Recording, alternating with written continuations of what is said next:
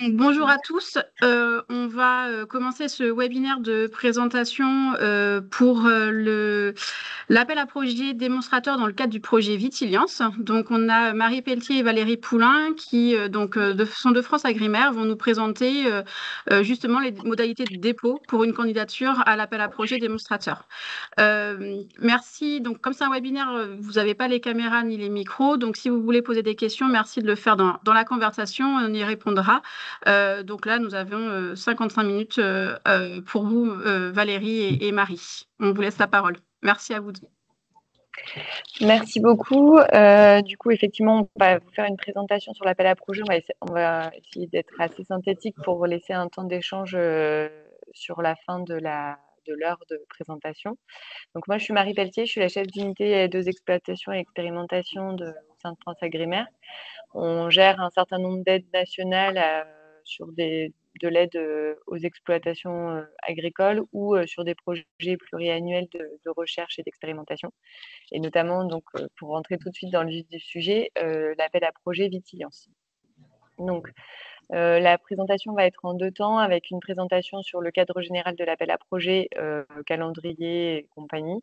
Et ensuite, la deuxième partie sera sur les modalités administratives et financières des projets et le, le fonctionnement d'une convention entre France Agrimaire et des porteurs de projets dans le cadre d'expérimentation. Et ensuite, on aura un temps d'échange. Donc, je vais commencer tout de suite. Euh, Merci Valérie. Sur le calendrier prévisionnel pour l'appel à projet 2024, donc on est bien conscient que le calendrier est un peu serré, mais du coup, c'est aussi pour ça qu'on a souhaité mettre en place, faire ce webinaire pour vous donner tous les éléments pour pouvoir déposer les dossiers avant le 19 septembre. Donc voilà, on a une décision cadre qui précise les critères d'éligibilité de l'appel à projet qui a été présenté au Conseil spécialisé vin et cidre du 10 juillet et qui a été adopté et publié au BO Agri. Donc c'est cette décision qui fixe les critères d'éligibilité de cet appel à projet et cette décision est accessible sur le site internet de France Agrimaire. L'appel à projet a ouvert vendredi dernier et du coup, les projets peuvent être déposés sur démarche simplifiée jusqu'au 19 septembre. Passé cette date, les projets ne pourront plus être recevables. Suite à cette phase de dépôt, il va y avoir une phase d'instruction administrative. Donc, France Agrimaire va vérifier que les projets respectent les critères d'éligibilité fixés par la décision.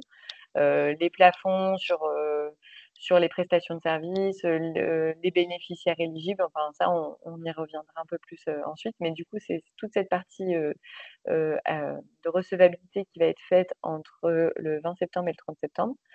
Ensuite, pour les projets qui auront été qui seront recevables après cette instruction administrative, il y aura un temps d'expertise scientifique et technique des projets entre le 30 septembre et le 21 octobre, qui sera mené par la Direction générale de l'enseignement et de la recherche. Et ensuite, sur la base de cette expertise technique et scientifique, le ministère, donc via la Direction générale de l'enseignement et de la recherche, transmettra à France Agrimaire la liste des lauréats. Et ensuite, France Agrimaire conventionnera avec les porteurs de projets. C'est-à-dire qu'on signera une convention qui nous engage, nous et vous, sur un certain nombre d'obligations à suivre tout au long de la vie de la convention.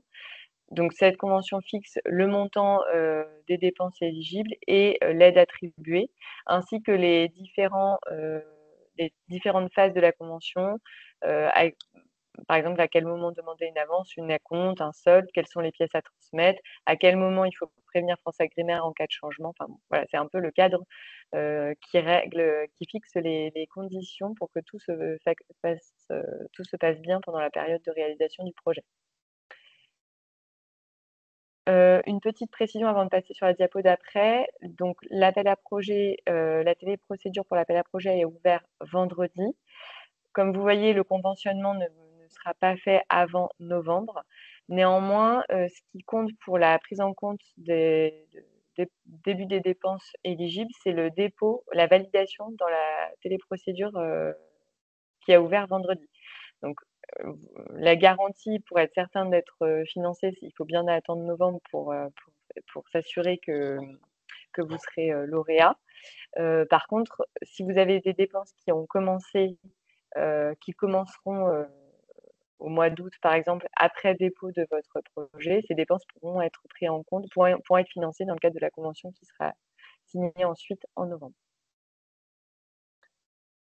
Merci Valérie. Donc les différentes phases de l'appel à projet, j'en ai déjà fait une présentation assez large, mais du coup, donc la décision cadre dont je vous parlais, qui est sur le site internet et qui fixe les critères d'éligibilité et les différentes phases que je vous ai présentées du calendrier. Le dépôt des projets par les candidats, donc, elle se fait en dématérialisé sur le site internet Démarche simplifiée. Le lien est accessible sur la page internet Vitiliance de FranceAgriMer. Le point d'attention, enfin plusieurs points d'attention.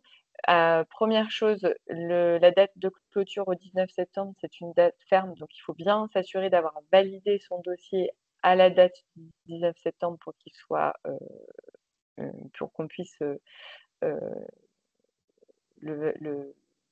pour qu'il puisse être expertisé. Il ne peut pas y avoir de modification du projet, notamment sur le budget, après validation du dépôt.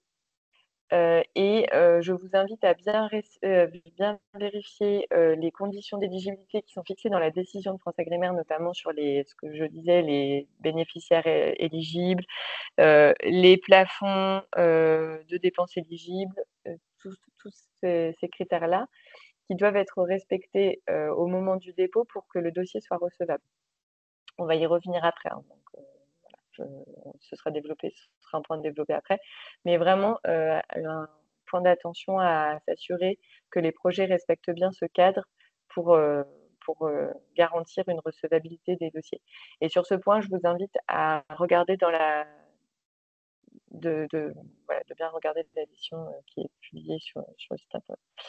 Donc la troisième phase, donc les dossiers qui ont été déposés font l'objet d'une instruction administrative et financière par FranceAgriMer. On peut passer à la diapo d'après. Merci.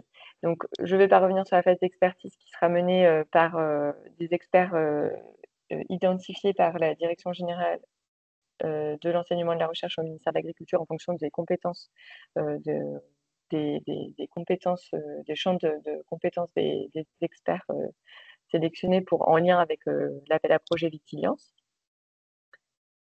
Et ensuite, sur la phase de conventionnement, je pense que le seul point d'attention, c'est qu'il y aura que ce conventionnement se fera en novembre et pourra déborder sur début d'année 2024, puisqu'on a un calendrier de fin de gestion qui nous impose de faire passer toutes les conventions avant le 22 novembre. Donc, si jamais il devait y avoir un léger décalage, ce sera au plus tard en janvier pour la signature des conventions.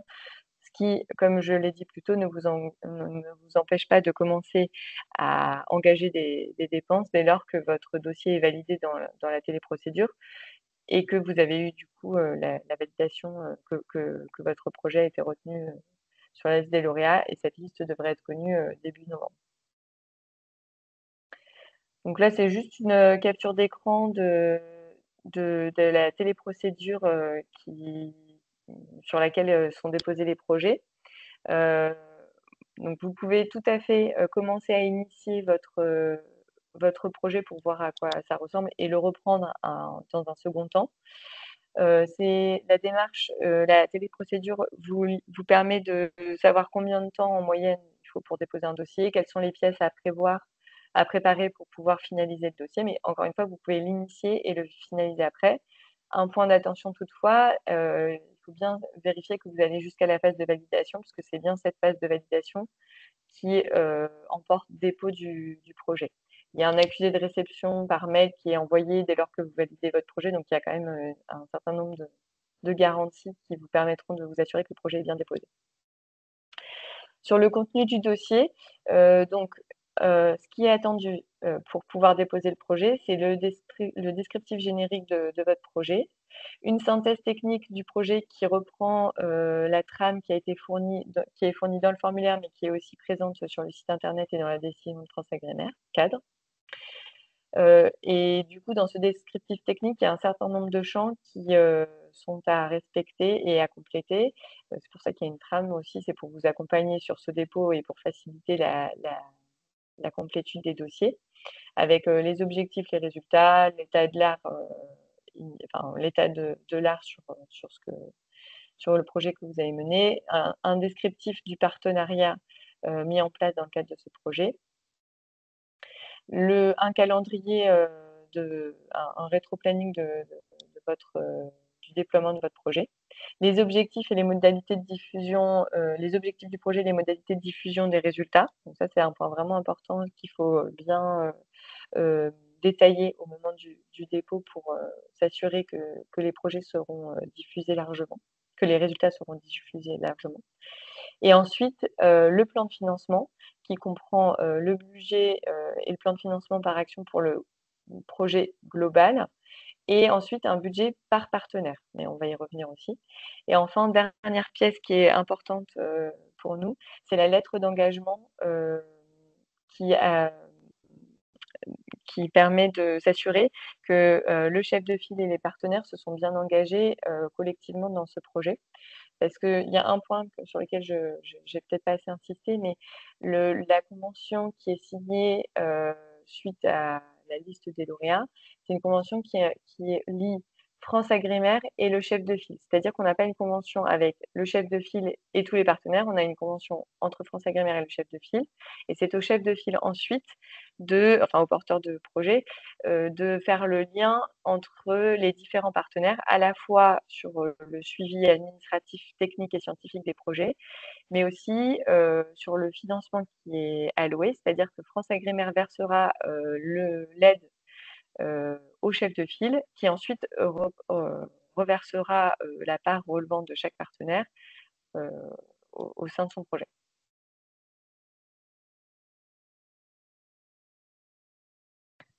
Donc là, je vais laisser la main à ma collègue Valérie Poulain, je te laisserai te présenter, mais pour rentrer vraiment dans la partie règles administratives et financières. Oui, bonjour, donc Valérie Poulain, je suis responsable du pôle en charge des appels à projets financés sur le CASDAR. Donc là, plus un focus sur toutes les règles administratives et tous les points d'éligibilité qui doivent être respectés. Les organismes bénéficiaires, ce sont tous les organismes et entreprises qui ont une activité de recherche, mais c'est également ouvert aux opérateurs économiques. Donc, c'est plutôt large. Alors, les critères d'éligibilité. Par bénéficiaire, c'est-à-dire par partenaire, le montant d'aide minimum doit être de 10 000 €. L'aide maximum pour le projet sera de 244 000 €. Les projets doivent avoir une durée de réalisation fixée entre 24 et 36 mois. Et le montant des dépenses totales éligibles du projet devra être entre 50 000 et 305 000 €. Un point d'attention, pour les projets déposés, il faut impérativement, nous allons vérifier qu'il n'y ait pas un double financement CASDAR pour un même projet. C'est-à-dire si vous déposez un projet qui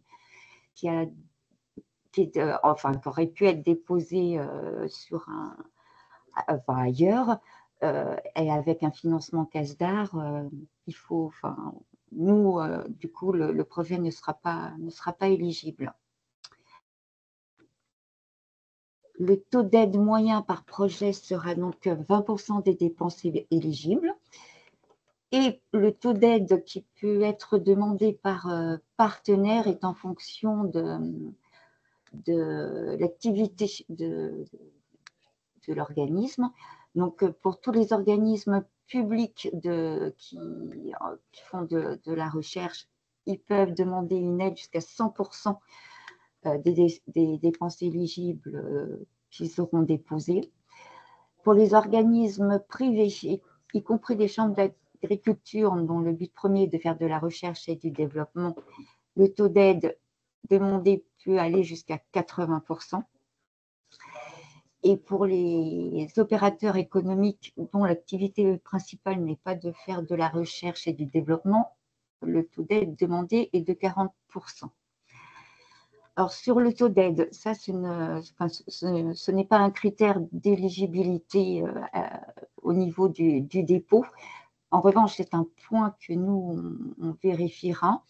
Si une erreur du taux est faite par un des partenaires, nous, on pourrait être amené à le diminuer. Si par exemple, une entreprise privée dont l'activité principale n'est pas de faire de la recherche fait une demande d'aide de 80%, nous, on le baissera à 40%.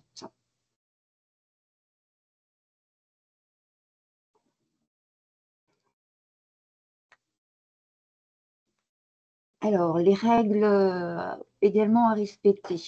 Au niveau du partenariat, les projets doivent être déposés avec le chef de file, évidemment, et plusieurs partenaires, avec au minimum un partenaire.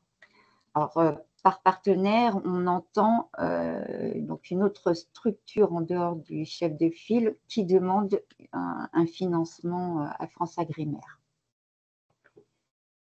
La durée de réalisation, donc, comme précisé tout à l'heure, doit être entre 24 et 36 mois. Mais 36 mois, c'est maximum. Donc, incluant éventuellement une demande de prolongation en cours de réalisation. Les dépenses éligibles. Donc, toutes les dépenses de personnel sont éligibles. Hors dépenses de personnel public, c'est-à-dire tous les personnels publics financés sur les crédits d'État. Pour les autres dépenses directes, donc les prestations de services, avec toutefois une attention à apporter, c'est que ces dépenses ne peuvent pas dépasser 30% du coût total du projet. Pour les matériels, c'est 10% sur le coût global du projet, non par structure. Et la dernière catégorie de dépenses, ce sont les frais généraux. Et la nouveauté un petit peu cette année, due à une évolution de la réglementation européenne, il faut impérativement que ces dépenses, pour qu'elles soient éligibles, c'est que chaque structure puisse assurer un suivi de ces dépenses pour prouver qu'elles sont bien en lien avec le projet.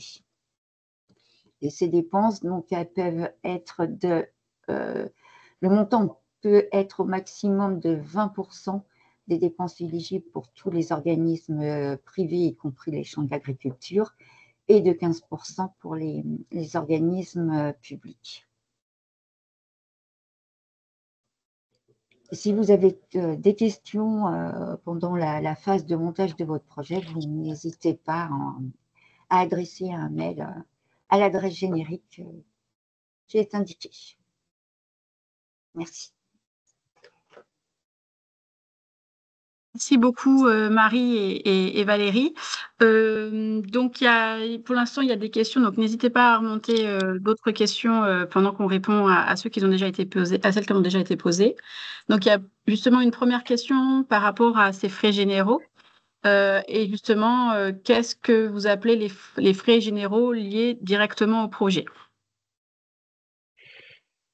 Ça peut être par exemple les frais d'électricité, et pour le coup, il faut, l'électricité utilisée pour le bâtiment, mais du coup, il faut qu'il y ait un suivi pour savoir combien de temps, c'est un exemple qui n'est pas forcément lié à cet appel à projet, mais combien de temps vous vous avez mobilisé le laboratoire pour faire des expérimentations et donc, du coup, combien ça représente en termes de part d'électricité utilisée pour ce projet-là. C'est un suivi qui est assez lourd et qui est lié à une évolution de la réglementation européenne, pour lequel on a encore des échanges en cours avec le ministère de l'Agriculture pour essayer d'accompagner au mieux les porteurs sur ces frais-là. Mais du coup, voilà, c'est des frais qui sont globaux, notamment, voilà, par exemple, l'électricité, je pense que c'est très parlant, et pour lesquels il faut qu'on puisse avoir quand même qu'on puisse savoir que vous avez utilisé X heures le laboratoire qui représente X % de la facture d'électricité et donc demander X enfin X euros pour les frais généraux sur l'électricité. Donc jusqu'à présent, ces frais généraux étaient versés sous forme de forfait. Mais du coup, cette possibilité n'est malheureusement plus possible dans le cadre de la nouvelle réglementation européenne. Et donc voilà, il faut qu'il y ait un suivi plus fin de ces dépenses indirectes pour s'assurer qu'elles sont directement liées au projet. Donc ça soulève des questions sur lesquelles on est aussi, nous, en train comme c'est une évolution de la réglementation, il y a quand même un certain nombre de questions sur lesquelles on est aussi en train de réfléchir. On espère pouvoir faire une foire aux questions aussi pour vous accompagner un peu plus sur ces sujets-là. Mais voilà, du coup, il faut vraiment s'assurer que vous avez un suivi, que vous pouvez faire un suivi au projet de ces frais-là. Il y a une question justement qui remonte par rapport à vos éléments de réponse, c'est alors comment l'estimer dans le dépôt du projet, par exemple au niveau des frais kilométriques. Donc voilà, c'est la question qui vient d'être posée par rapport aux frais généraux, j'imagine. De toute manière, quand vous déposez un projet, c'est un budget prévisionnel. Donc ce qui est important, c'est de bien respecter les plafonds qui sont prévus dans la décision cadre. Sachez quand même que c'est un budget prévisionnel qui doit être le plus proche de ce que vous estimez comme charge que vous allez avoir sur ces différents postes, donc achat de matériel, prestation de services, dépenses indirectes. Si vous êtes lauréat et qu'on conventionne, et vous serez donc dans une relation conventionnelle entre FranceAgriMer et le chef de file. Et dans le cadre de cette convention, on prend évidemment en compte le fait que votre projet peut être voué à évoluer, que vous pouvez avoir voilà, il y a des choses, une expérimentation vit forcément et il peut y avoir des évolutions tout au long de votre projet. Et donc, du coup, il y a des possibilités de modifier les budgets en cours de réalisation. Il est nécessaire de faire un avenant à la convention pour adapter justement le budget prévu. Mais donc voilà, c'est une estimation qui doit être la plus juste possible au moment du dépôt. Mais maintenant, il y a aussi cette possibilité au fil de l'eau du projet de faire évoluer vos budgets sous réserve de prévenir FranceAgriMer et de respecter toujours les plafonds qui sont prévus dans la décision. Juste une petite précision concernant les frais kilométriques. Au niveau des dépenses de personnel, il y a une ligne prévue pour tout ce qui est frais de déplacement. Donc ça, ce n'est pas inclus dans les frais généraux.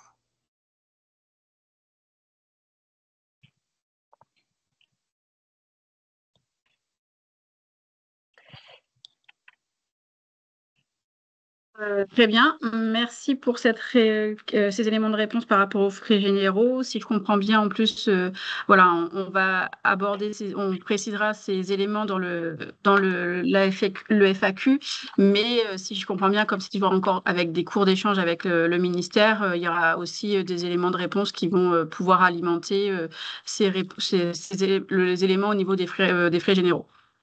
Il y a une autre question, c'est pour la rédaction des dossiers, au niveau de la démarche simplifiée, est-ce que tout se fait en ligne, donc il faut remplir les champs de texte, y compris le budget, ou cela peut être fait via le téléchargement de fichiers qui ont été récupérés, des fichiers en ligne sur France Agriculture, mais télécharger les fichiers directement sur la plateforme.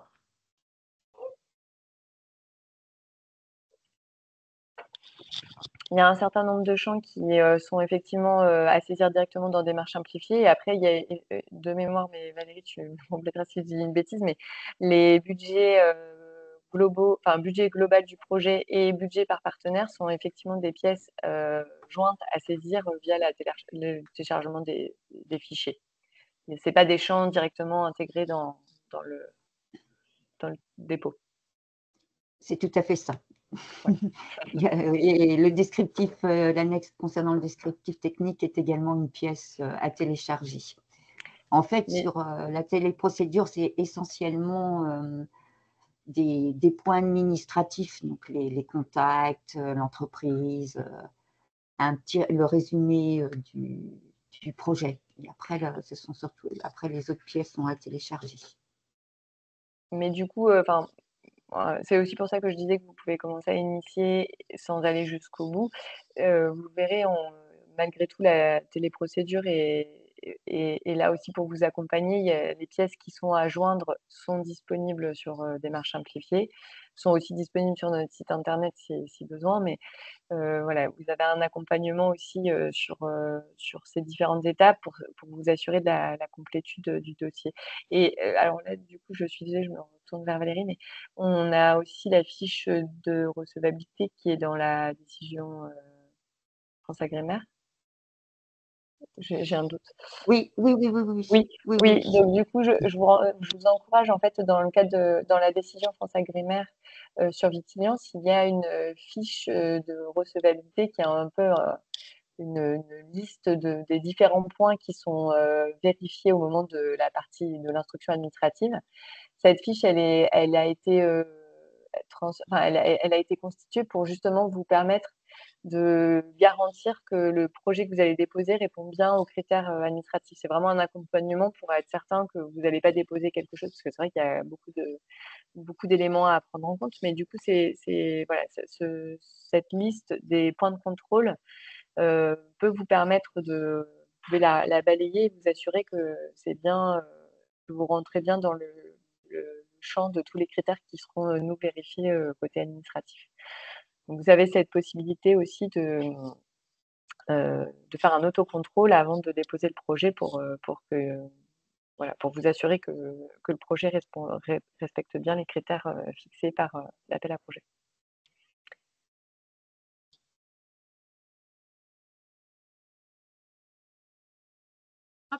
Merci beaucoup. Alors, une autre question par rapport à la téléprocédure. La date limite, c'est le 19 septembre à minuit ou à 23h59?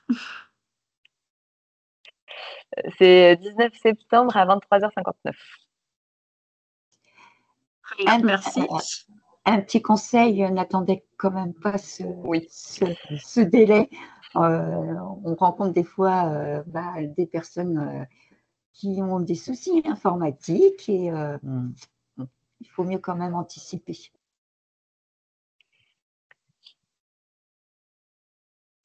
Effectivement, on n'est pas à l'abri de problèmes informatiques à 23h. Oui.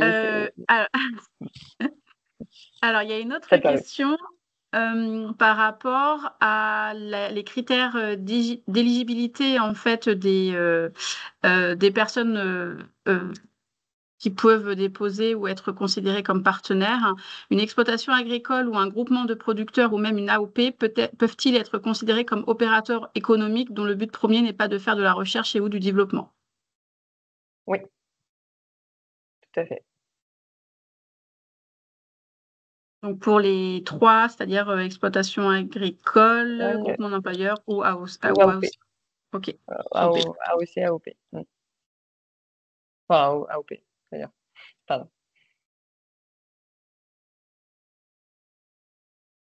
Très bien. Alors, pour l'instant, moi, j'ai pas de nouvelles questions au niveau du chat. Est-ce que d'autres personnes ont des questions à poser, à Marie et à Valérie? Sachant que, enfin, on a encore du temps, il n'y a pas de problème, on peut répondre à d'autres questions. Mais du coup, sachez quand même que dans l'adresse Vitiliance, il y a toute l'équipe, d'ailleurs, qui est présente aujourd'hui. J'en profite aussi pour les présenter. Il y a Ludovic Perraton qui est responsable de pôle, Muriel Perrino et Jacqueline Tissandier qui font partie de l'équipe du pôle CASDAR. Et donc, dans cette adresse Vitiliance, il y a toute l'équipe qui gérera les appels à projets et qui permettront, enfin, voilà, qui pourront répondre aussi à vos questions tout au long de l'été et de la rentrée. Donc justement, alors par rapport à ces exploitations agricoles, groupements de producteurs ou même AOP, c'est opérateur économique dont le but premier n'est pas de faire de la recherche ou des développements, et donc c'est bien financé à 40%. Oui. Très bien. Alors, par rapport aux critères, justement, vous avez parlé tout à l'heure de la fiche avec les différents éléments qu'il faut remplir pour faire un peu un autocontrôle de voir si le dossier est bien opérationnel et en tout cas complet. Il y a notamment par rapport au travail qu'on avait pu mener dans le cadre des ateliers de cahier des charges démonstrateurs, hein, il a été rajouté notamment le fait de contacter la structure animatrice du projet.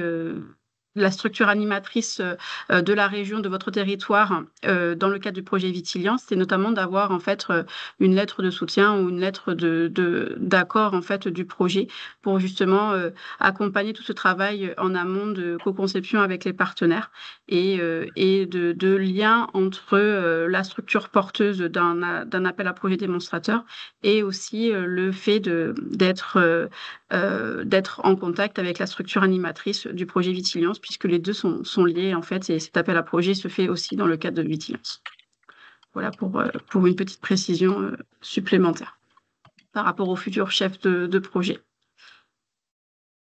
Je ne sais pas si vous avez des éléments à rajouter, Marie ou Valérie.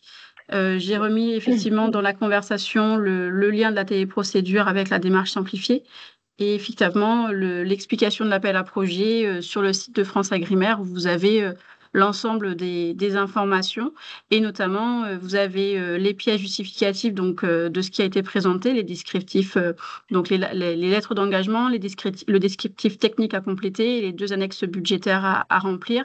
Et vous avez notamment juste en dessous, qui ne sont pas des pièces à compléter, mais des annexes pour vous aider sur le projet de décision donc, qui complète qui regroupe tous ces éléments-là. Et également le cahier des charges du démonstrateur pour définir, voilà, qui a été réalisé dans le cadre du projet Vitiliance, pour définir qu'est-ce qu'un démonstrateur et à quoi doit-il répondre pour justement rentrer dans ce cadre. Donc, vous avez cette annexe-là qui est également présente sur le site de France Agrimaire. J'ajouterais juste un petit point plutôt de recommandation. Je sais qu'on va rentrer dans la période des congés, mais aussi des vendanges et il peut y avoir aussi un peu moins de disponibilité de votre côté. Mais du coup, je vous recommande vraiment d'anticiper, si possible, les dépôts pour que nous, on puisse aussi vous répondre. Alors, on sera vraiment réactif pour vous répondre, mais je vous recommande quand même, parce qu'il peut y avoir des questions au moment du dépôt, de ne pas commencer le dépôt le 19 septembre. Donc voilà, si dans la mesure du possible, si vous pouvez anticiper le dépôt, au moins commencer le dépôt pour voir un peu toutes les pièces qui sont à fournir et puis les points qui sont à compléter, voilà, permettront d'avoir un dépôt plus, voilà, dans des conditions plus qualitatives pour vous, nous permettre aussi de vous répondre et de pouvoir vous accompagner au mieux sur ces dépôts-là. Donc voilà. dans la mesure du possible, n'hésitez pas à anticiper le dépôt et à nous contacter dès que vous avez une question pour qu'on puisse justement vous répondre et vous laisser le temps de déposer ces projets.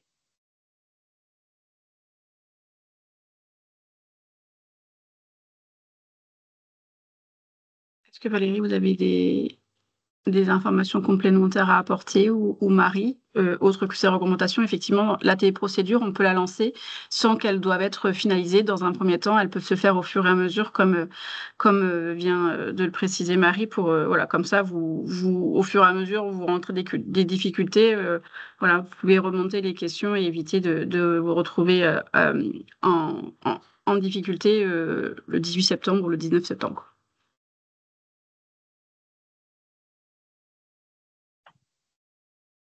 Pas d'autres questions à apporter. Après, n'hésitez pas à soit utiliser, donc effectivement, je vais remettre l'adresse internet sur le chat, donc vitiliance@franceagrimaire.fr pour poser les questions que vous avez. Sinon, vous pouvez également les faire poser remonter les questions auprès de Audrey ou de moi-même et on les transmettra si jamais à Marie et à Valérie. Mais voilà, en tout cas, moi, j'ai pas forcément d'autres éléments à apporter, sauf s'il y a encore des questions qui arrivent, mais je ne vois pas de nouvelles questions.